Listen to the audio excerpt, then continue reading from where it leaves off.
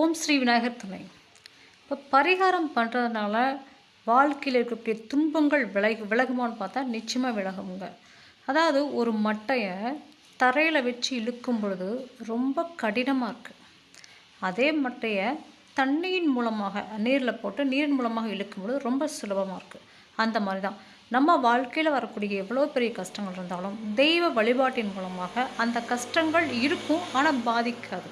அந்த மாதிரி கடவுள் நம்மளை காப்பாற்றுவாருங்க. அதனால் கோயில் வழிபாடு முக்கியம். பரிகாரம் பண்ணுறதுனாலும் அதுவும் என்ன, கோயிலில் போய் சாமி கும்பிட்றது, கோயில் பரிகாரம், வேறு ஏதாச்சும் தான தர்மங்கள் கொடுக்கக்கூடிய வாழ்வியல் பரிகாரங்கள் செய்வதன் மூலமாக நம்மளுடைய பாவங்கள் குறையுங்க.